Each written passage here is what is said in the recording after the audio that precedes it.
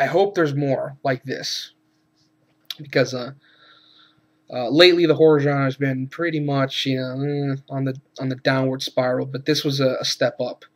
And number 4, Jack Reacher, starring Tom Cruise. This is the movie that sort of bumped Ted off the 10 list, because I do like Tom Cruise a lot more. Jack Reacher was a really solid mystery action thriller. It's not an action movie like the trailers make you think. It really is more of a mystery thriller, trying to figure out what's going on, which I don't mind. I like those type of I like detective stories, and Tom Cruise just was awesome as Jack Reacher. He fucking kicked ass. He was funny.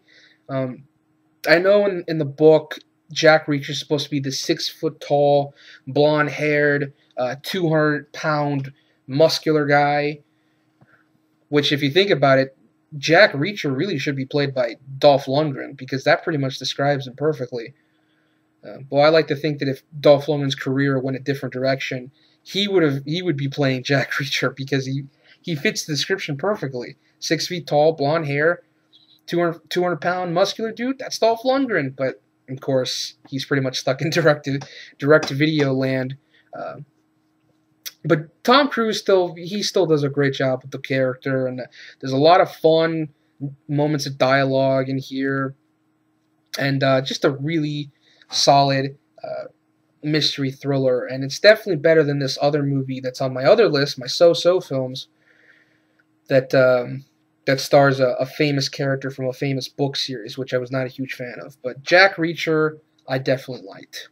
And if you haven't seen it yet, and if it's still in your local theater, definitely check out Jack Reacher.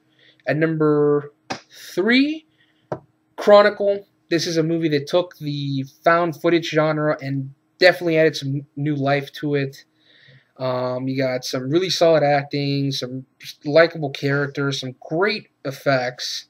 Unlike a lot of these other found footage movies with a lot of shaky cam, this for the most part stays still. And it does something new with it. Instead of being a horror movie, it's I guess you could say, a superhero film. And Chronicle was just a really fun movie. I wish I had seen it in the theater. I wanted to, but I never got a chance to. But watching it at home on DVD, it was a fun movie. I really had a lot of fun with Chronicle.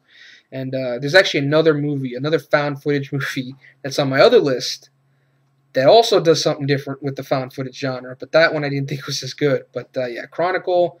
If you haven't seen Chronicle, definitely check it out. Even if you're not a fan of the found footage genre, this one definitely does something really great with the concept. So that's Chronicle. And number 2, Skyfall. Definitely better than Quantum of Solace. I like Quantum of Solace, but Skyfall's definitely better. I don't know if I like it more than Casino Royale. Because despite the lack of action in the third act, I felt Casino Royale kind of moved a little bit faster pace.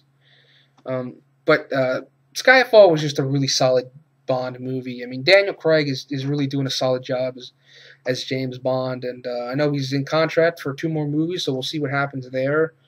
And I actually didn't mind the song. A lot of these Bond movies, I'm not a huge fan of the songs, except for Casino Royale. I really like that song, You Know My Name, by Chris Cornell.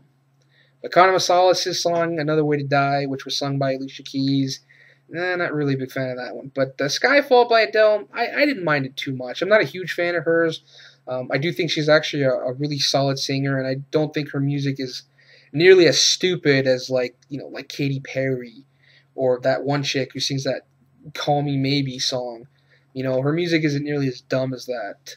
And yeah, I mean, Skyfall, if you like the other Bond movies with Daniel Craig, if you're a fan of James Bond, you haven't seen Skyfall, well, you probably have if you're a fan of James Bond. But Skyfall was just a really solid movie. It's a little slow in spots, and the endings of these movies really are kind of all looking the same, because they all pretty much end inside of a building.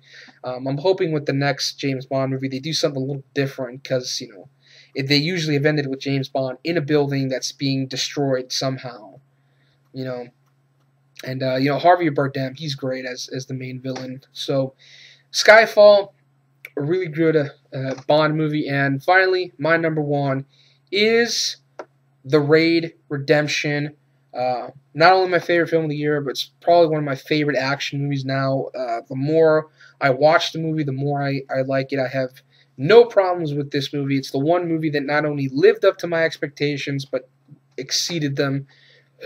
I saw this movie in the theater. This is one I did go out of my way to see. I drove an hour away, saw this movie on the big screen, and had a blast. And I love the film. I mean, what more can I say about The Raid Redemption?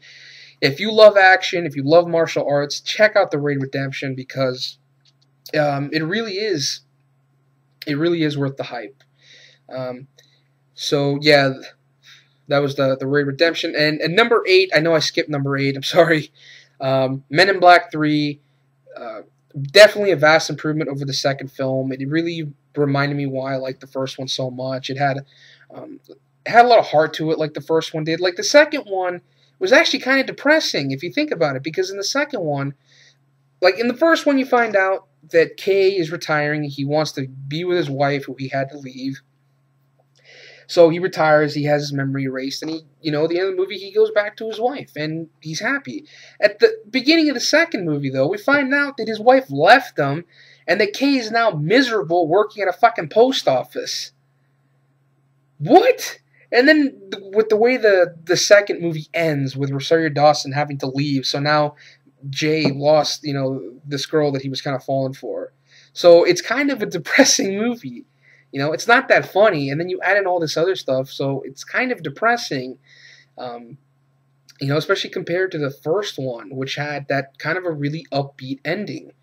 You felt really great that Kay finally was able to go back, with his wife, and to find out that she left him, and that he was miserable all these years now, that kind of sucked. But in this one, it definitely feels like a much worthy sequel.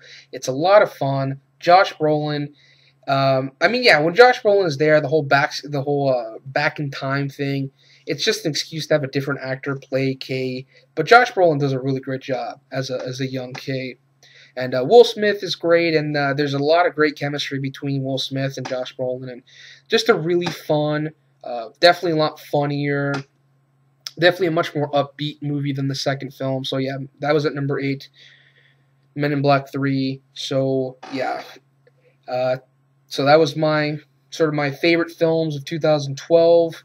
Next up is going to be my so-so films of 2012, which are films that were not bad but not good enough to make my list. So stay tuned for that, and